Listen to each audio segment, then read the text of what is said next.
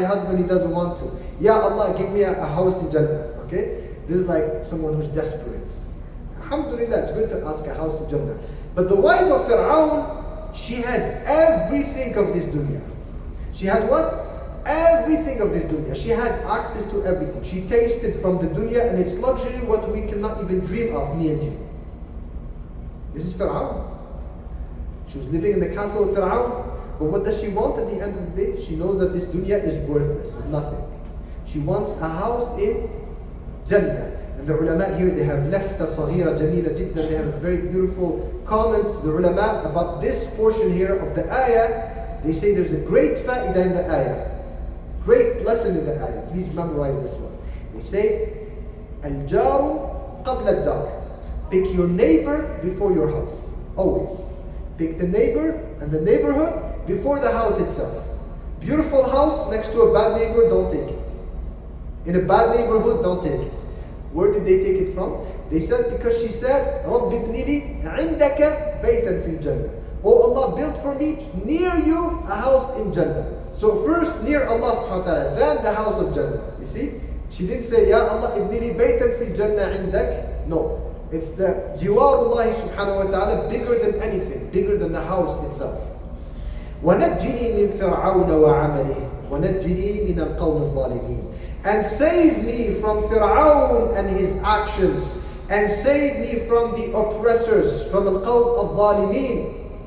Now the ulama, they say because the wife of Fir'aun, you see here for many of us sometimes, we think we have excuse. Oh, there's the pressure of the context, you know. People, they don't like me as a Muslim at work or at school, so I could not practice Islam a lot. The wife of Fir'aun, she had the ultimate two types of fitan. You know what's two types of fitan? Two types of pressure you can face in life? You know what they are? Do you know the bad cop, good cop, bad cop strategy? The tactic where you have, you know, someone who doesn't like you, they come to try to whip you, to beat you up so bad until you submit. And then if it doesn't work, they send you someone else who doesn't like you but who's going to act what? Very nice. And say, look, if you submit, I'm going to give you everything you want. So, fitnatu al-hadid wa fitnatu al-harir, as some they say. There's a fitna of metal, iron, hurts. And then there's a fitna of silk. And many people are vulnerable to one and not to the other one. Many people are vulnerable, obviously, to both. Many people, wallahi, by Allah, history has proven this. Many people, they can take 100 whips and they will not leave their religion. But if you take $100,000 and say, here's in cash, of course, I'll do whatever you want me to do. And for many people, it's the other way around. Try to buy them with money, with dunya position, they will not lose their deen. But just one whip, take the whip out, and they will get so scared, they will, what? They will fall down. The wife of Fir'aun, she had both. She went through both. Because as we said, she has all the dunya. She doesn't have to ask her husband for jewelry, you know. It's not like she's deprived, she wants Jannah because she doesn't have enough jewelry from this life. There's the wife of Fir'aun. She doesn't even have to ask. If she wanted to stay what she was and follow Fir'aun and be the wife of Fir'aun, and that's it, she would be considered what? As they say nowadays, the first lady of Egypt, of Misr. And Fir'aun back in the days, it was something big. Not like this guy right now, Abdul Fattah.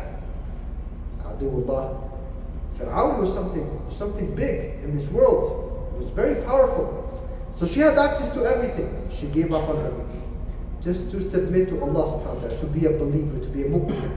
And then also the ulama, they say that Fir'aun was torturing her so much. He was ordering his soldiers to torture her, to put her under the sun and everything, until she left Islam. And she never did.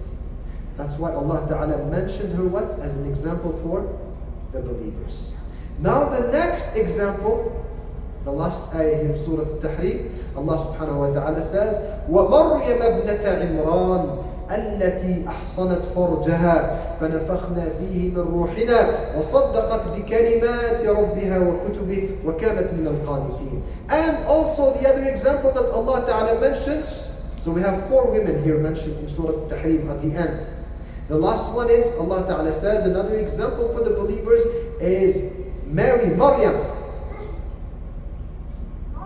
التي أحصنت فرجها. She's the mother of Isa alayhi salam, mother of Jesus. She protected her chastity. She was chaste. She stayed away from haram. فَنَفَخْنَا فِيهِ مِنْ رُوحِنَا. Allah Ta'ala has given her the soul of Isa alayhi salam. Allah Ta'ala has created Isa alayhi salam in the womb of Maryam alayhi salam with no father, not the natural normal process. That's why Isa alayhi salam, he simply had no father. That's it. Who's the father of Isa? He had no father. Just like Adam alayhi salam had no father and no mother, Isa alayhi salam had no father. He had a mother. He is Isa ibn Maryam. Usually we say Fulan ibn Fulan. We say this person, the son of the name of your father. But for Isa alayhi salam, we say Isa, the son of the name of his mother, Maryam alayha salam. She was min al-qanitin. She was obedient to Allah subhanahu wa ta'ala. She made tasdeeq. She believed in the books, in the orders, commandments of Allah subhanahu wa ta'ala, and she stayed away from haram. So ikhwani fillahi subhanahu wa ta'ala, we have here, as we said, 2 examples in Surah Al-Tahrim for the kafirat and 2 examples of mu'minat. And the 4 examples are examples of women. And 2 among them are some of the best women in history. Rasulullah sallallahu alaihi wasallam said in the authentic hadith, خَيْرُ نِسَاءِ أَهْلِ الْجَنَّةِ. The best women of the people of Jannah, the best women of Jannah. Who are they? He says, alayhi salatu wasalam, Khadija bintu Khuwaylid. Khadija, the first wife of Rasulullah sallallahu alayhi wasallam. Number 2, Fatimatu bintu Muhammad sallallahu alayhi wasallam. Fatima, the daughter of Muhammad sallallahu alayhi wasallam. And then number 3, he says, alayhi salatu wasalam, Asiya bintu Muzahim imra'atu Fir'aun. Asiya, the wife of Fir'aun. And number 4, he says Prophet Muhammad sallallahu alayhi wa sallam, wa Maryam bintu Imran, and Maryam, the daughter of Imran, meaning Mary, the mother of Isa alayhi salam. Now billahi alaykum ikhwani fillah. And this conclusion inshallah that we will end with, this last portion inshallah, obviously it triggers many people. Okay, these things trigger many people nowadays. People have become so sensitive. And for us, as Muslims, we cannot be overly sensitive. It's not normal for a Muslim to be overly... You cannot be a good Muslim and what? Super sensitive. Because as Muslimin, why not? Who can tell us why? Why is it that as Muslims, we cannot be like super sensitive? You cannot be like a good Muslim, good believer, yes. You're responsible for your tongue. Yes, responsible for your tongue. But why also? I'm talking here more about sensitive, in terms of like reaction, feelings. Many people are super sensitive nowadays, especially in the West. Because as Muslims, we must submit and follow the truth. And we must be open to what? Hearing the truth. Whether we like it or we don't like it. Islam is not the religion of hawa, my passion, what I feel it like. Because you hurt my feelings. If someone hurts my feelings by words of truth, then who cares about my feelings? The haqq is the haqq, right or wrong? Right or wrong? Imagine if people outside, some cop is going to stop them from overspeeding and say, you just committed something illegal. You hurt my feelings so much. Like, who cares about your feelings? When people go to court, they face the judge like, you people are hurting my feelings. Who cares? Because they say you have a law and you have to follow it and it has to apply to everybody. وَلِلَّهِ تَعَالَى الْمَثَلُ الْأَعْلَى وَلَوِ اتَّبَعَ الْحَقُّ أَهْوَاءَهُمْ لَفَسَدَتِ السَّمَاوَاتُ وَالْأَرْضُ وَمَنْ فِيهِنْ. The haqq is not there to follow our passions, our feelings. Our passions, our feelings are there to follow the truth, the haqq. And we have the ability to adjust because Allah Ta'ala created us. If someone says, no, I cannot take it, you're actually telling that Allah Subhanahu wa Ta'ala, He's unjust towards you. He's asking you to do something that you cannot take. No, we can fix our feelings. We can deal with it if we want to, if we are interested. But as I said, a lot of Muslims nowadays have become so sensitive that even some, subhanAllah, issues that are ABC of Islam are becoming controversial. Don't talk about this ayah, don't talk about this thing. Like even some imams are even scared on the minbar to talk about some clear haram. Like some imams don't talk about riba because they think, or some people will not like it. If I talk about mortgage and riba and everything, some people will hate me for that. And then what? And then what? Do you think we're going to make this ummah any better? We're going to make any progress just by hiding the truth and being politically correct to each other? You think we're going to escape the hisab yawm al-qiyamah? Or going to lie to Allah ta'ala yawm al-qiyamah? Go to Allah yawm al-qiyamah and say, Allah, this hurts my feelings, you know? No. The same hisab is going to apply to everyone. So now to go back to what I wanted to say. These four best women of Jannah, Fatima, Khadija, Asiya, Maryam, radiyallahu ta'ala anhunna jami'an. What were they doing in their life? Were they successful women? Yes or no? Were they successful women? Obviously. They're Sayyidatu Ahli Jannah, they're better than me and you. What else do you want? There's nothing higher than this. That's achievable. Only thing that's higher than that is being a prophet of Allah.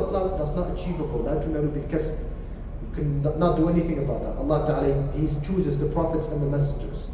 Now these successful women, they were successful with what exactly? Did they have businesses? Were they running businesses?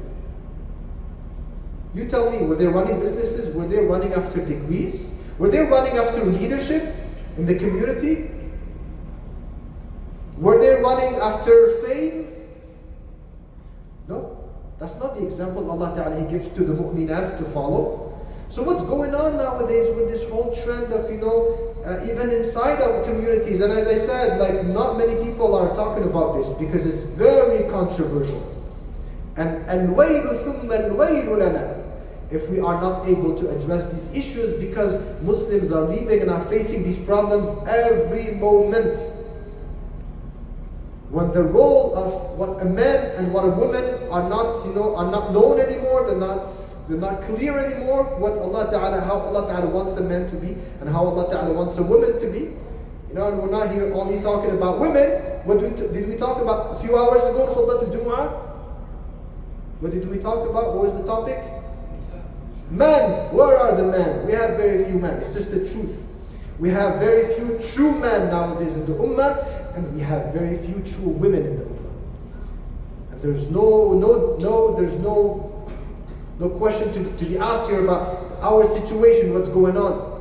So billahi alaykum, brothers and sisters in Islam, when we have now a whole generation, when I say whole generation, not 100%, I'm not meaning everybody's corrupt like this, but this has become so obvious, it's in our face, it's unavoidable. When we have a whole generation now of our sisters who have, in their 20s, whatever, they have become, Instagram stars, right? Hijabi, fashionistas, making dance videos on TikTok and so on and so forth. Where are we going? Are these going to be the mothers of tomorrow? Where are we going?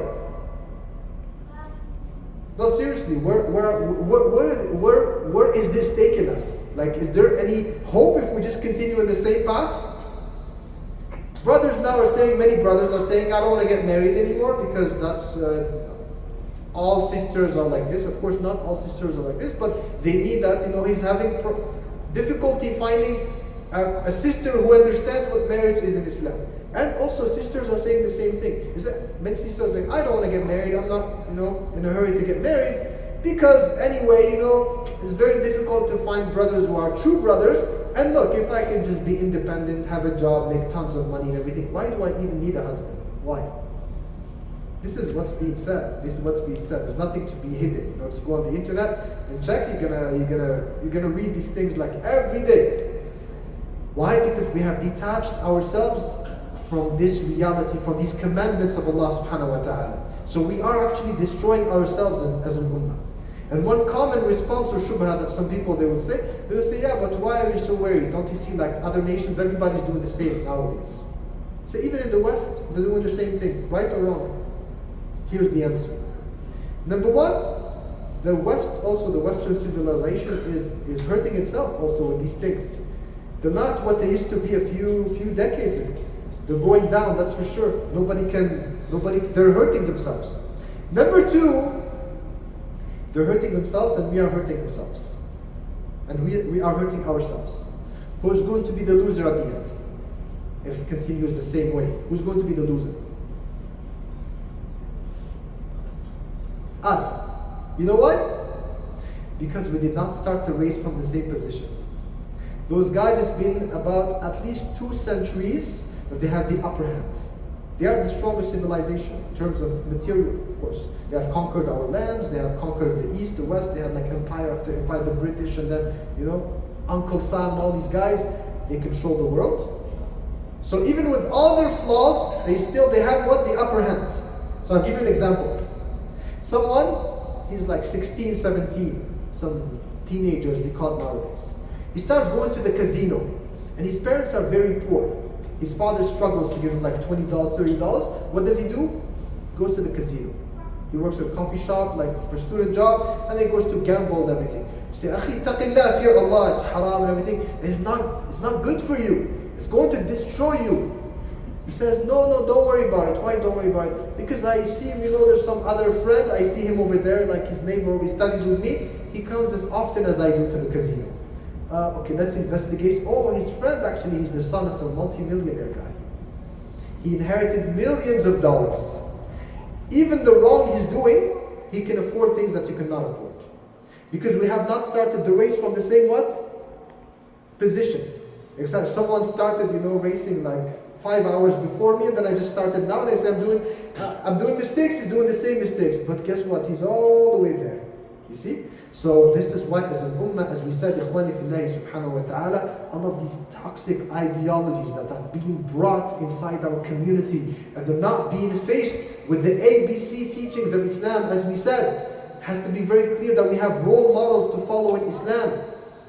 And you will, of course, they will bring all these shubuhat. Some people, they say, oh no, Khadija is not true. Khadija radiallahu anha, she was a businesswoman. She was a businesswoman? Okay. How do you respond to that? Say, Khadija, she was a businesswoman, radiallahu anha. How are you going to respond to that? This is what they say nowadays. All these how do they call them? Feminists. Express-made mashayikh on the internet. Like have express juice, syrup, you have some powder, just put it in the water.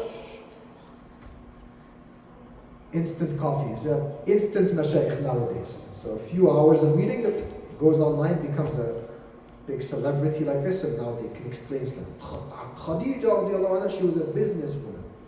Number one, this was before Islam, before even the Sharia was revealed to Muhammad alayhi salatu wa salam. So the ahkam done by good people, including Khadija radiallahu anha and other Sahaba before Islam, are not something that we have to follow by Sahaba. Even some of them were drinking khamr before it became haram. But forget that one. The bigger one is, nobody said a Muslimah cannot be a businesswoman in the sense that she doesn't have money. No, nobody said a Muslimah has to be poor, she cannot make money. Of course she can make money, she can do business and everything. But nothing to do with what? Khadija was not a career woman, radiallahu anha. She did not go outside and, be with men and spend 7 hours, 8 hours a day outside. Khadija radiallahu anha, she had the wealth, she had money.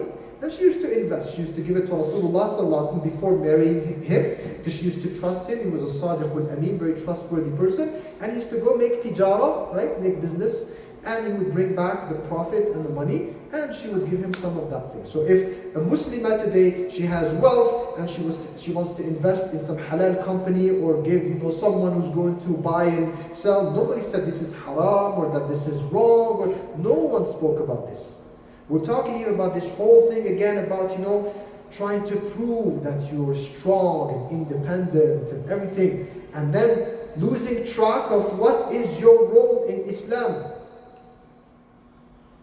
Free Palestine outside in the streets. It's been months that people have been screaming free Palestine. Did it change anything? Did it change anything? Did it change anything? Did it save any lives of Muslimin? Fi Gaza, did it?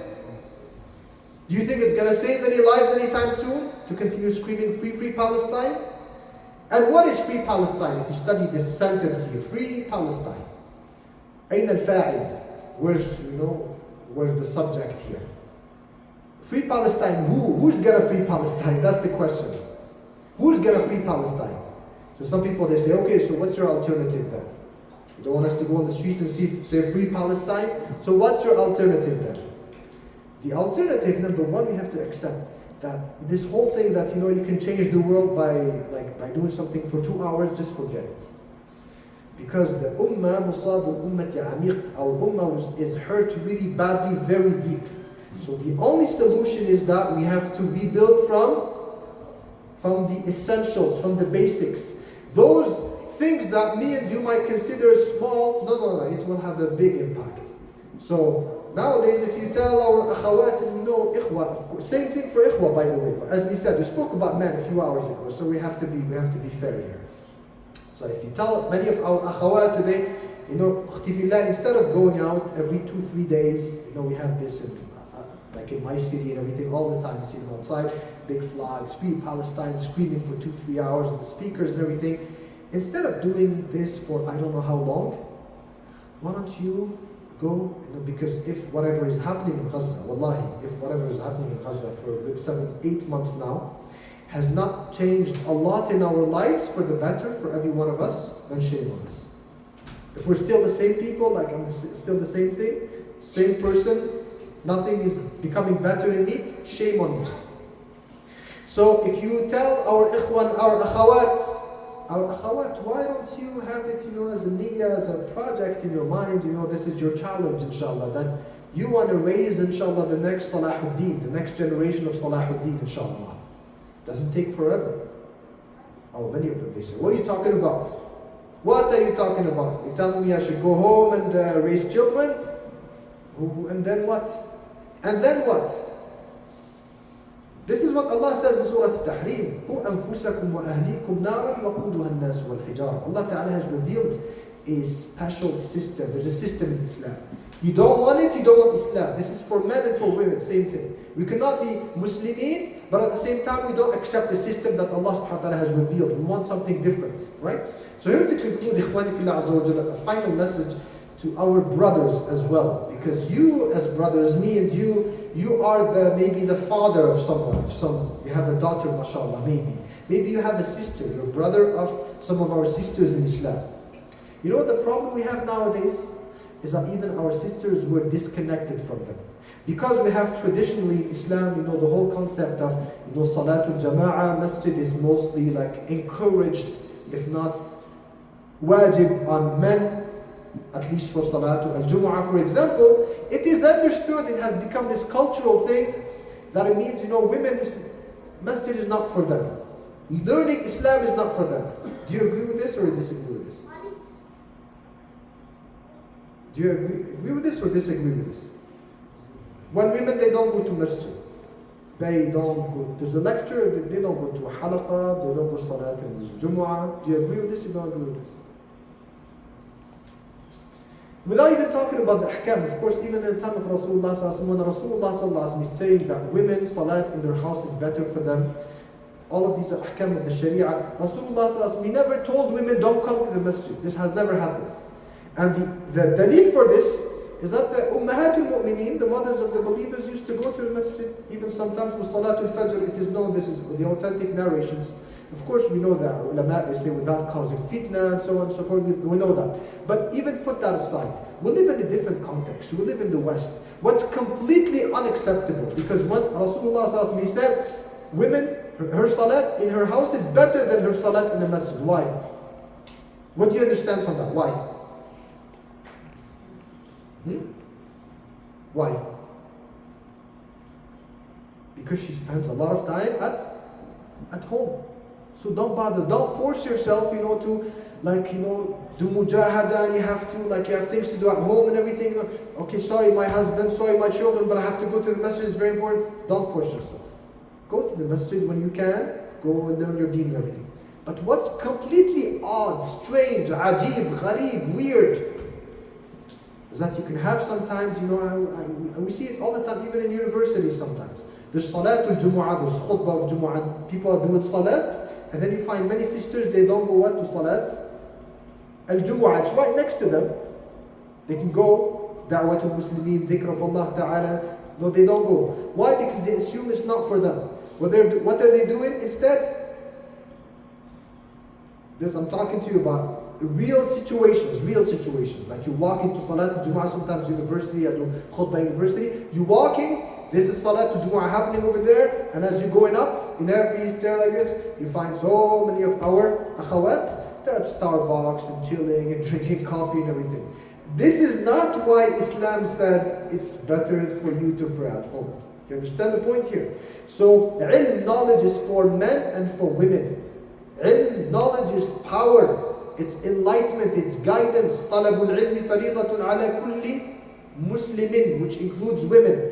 But as I said, it's just a reality nowadays that when we do halaqat, lectures and everything, most of the time it's our brothers who will attend. This is why we have this disconnection with our sisters now. We have a whole generation. You know what has happened? Years ago, I remember like over 10, 15 years ago, it was a headache, it was a big problem trying to convince people who are religious in the masjid and everything in the West that they have to take care of their youth. When we say we have to do activities for the youth, they say, forget it, brother. Don't you see all these uncles, mashallah, they're doing salat, the masjid is full. Yes, masjid is full, but I see only 6 people in their 60s and their 70s. That's how it used to be. Once I remember one brother in charge of a masjid, and I just mentioned something like this, like khatira of Ramadan after Salat Tarawih. I said, where are our youth? Because all I could see in front of me was like 50, 60, 70, and I said, and the masjid was full, but only elders. I said, where are our youth? Where are your children? Where are they? One brother in his 60s, he came to me after and started laughing like this, but he's not very happy. He's like, you think we're not youth? So it used to be a headache, to convince people that our main priority, especially in the West, is what? Is the deen of our youth. Now people, they understand, alhamdulillah. But they're still missing a point here. When we say the youth, they say, yeah, our boys, many of them, we don't want them to go into drugs outside on the street and everything. So when we say youth, we think about the boys. What about the girls? That's another area that people are not giving importance to when it comes to da'wah and everything. And the people on the other side, you understand what I mean? They understood this. Because they say if you want to attack a system, what do? Best thing to do is what? Attack the weakest link. Right or wrong? Thieves, what do they do usually? When thieves, they want to enter someone's house, even the cartoons and everything. They're not going to break the concrete, right? They go try to find some window that maybe is open or something. They go to the weakest link, okay? So they have understood this. They went to our sisters. And they're putting all these ideologies in their mind. And of course, I know some people say, are you calling our sisters weak? They're supposed to be strong and independent, Is it bad to be weak? Is it wrong to be weak? You tell me. We'll conclude with this question, inshallah. It's an important one. Is it wrong to be weak? Depends. Some weakness is under our control. And that's wrong to be weak. So if you're a trainer and you're training an athlete, someone says, I'm an athlete, I want to be world level, I have a competition. And then you see the guy is being very lazy, he doesn't want to train, he's just chilling and everything. And then you give him some exercise to do it, he can't do it. Start shaming him. Say, look, you're very weak. Shaming you because taqsir minka, you could do better. You have everything to do better. If your son goes to university or your friend maybe at university, he's not studying well. And then you give him some small problem to solve and he can't. You're very weak in math, what's going on with you? Why am I shaming him? Because he can do better. Taqsir minhu. Weakness is because of him. So it's a failure. But some weakness is just our nature. It's not a shame at all to be weak. Allah Ta'ala says in the Quran, وَخُلِقَ الْإِنسَانُ ضَعِيفًا. Mankind, as human beings, we are weak. We are vulnerable. We can have waswas of shaitan, we have nafs ammara bisu, we can change, we can have different emotions. We're not like angels, we're not like malaika alayhim salam, لا يعصون الله ما أمرهم ويفعلون ما يؤمرون. Even some animals, even physically speaking, many animals are stronger than us, yes or no? Many animals, like look, even small animals, they live in the wild, they eat very dirty things and everything, they're still alive. Us, maybe like a small germ can kill you. So we are weak, and it's not a shame to be weak if it's a natural weakness. Rasulullah in the hadith about the ghanaim, he referred to this ummah as being a weak ummah. عَلِمَ اللَّهُ ضَعْفَنَا فَطَيَّبَهَا لَنَا أو كما قال صلى الله عليه وسلم. So same thing, Rasulullah he called, I did not call this. He said عليه الصلاة والسلام أحرج عليكم حق الضعيفين اليتيم والمرأة. He says, I'm insisting on you upon the right of the two weak creation. Orphans and women. He's saying take care of their rights because they are weak. So as we said here, it's not a shame to have your natural weaknesses, to know these are my limits, this is how I am. It's just something normal. Allah Ta'ala created us like. It's not a shame, it's our nature. You see? But as I said, brothers in Islam and even sisters in Islam, if you are a father nowadays, if you are a father, Allah Ta'ala has given you a daughter, wallahi thumma wallahi, you have a great responsibility. To make sure that you do your best, inshallah, to give the best education. Education, not school. When I say education, tarbiyah, to rabbi, tarbiyah. You educate, you give them good values, you show them love, you close to them. Rasulullah, in some cultures, men, they think, it's wrong to show love to your daughter or whatever. This is not how Rasulullah he was. He was very loving of his daughter, alayhi salatu wasalam. Because again, I don't want to, give some dirty stuff that are happening in the world nowadays and everything. But trust me, believe me.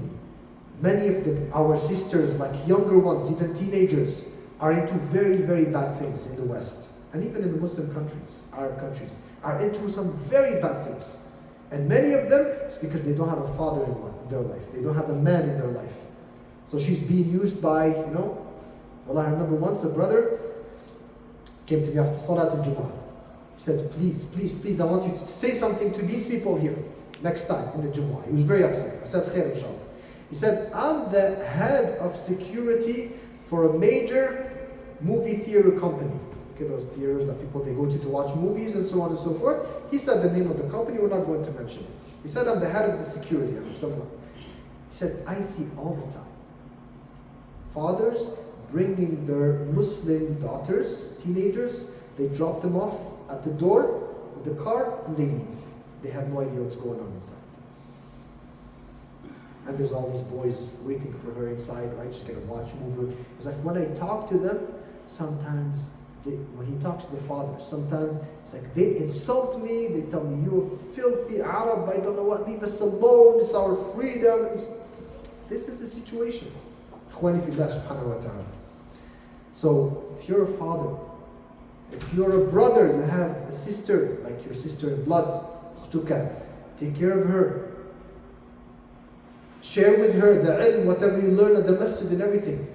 As we said, if we want this ummah, inshaAllah ta'ala, to become strong again, to become respected again, if we want the rahmah of Allah subhanahu wa ta'ala to come down on us, not to continue. Do you think money, inshallah, I'm going to conclude with this, inshallah. It's a long topic. I'm trying to touch on some points here. Do you think money is going to make us successful? Do you think so? Do you think, okay, we live in the West, there's more money, we have more comfort than elsewhere in the world. But by Allah, the money, the work that you do, that you gather in 20 years, you can lose it in a month because of a problem inside your household.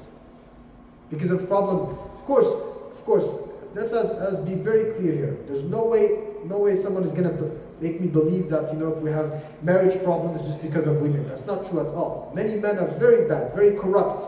But we're talking here about things related to women and the values of women in Islam. This last week, I know about this brother. He has a business, running his business, very successful, mashallah, very happy, always smiling, whatever.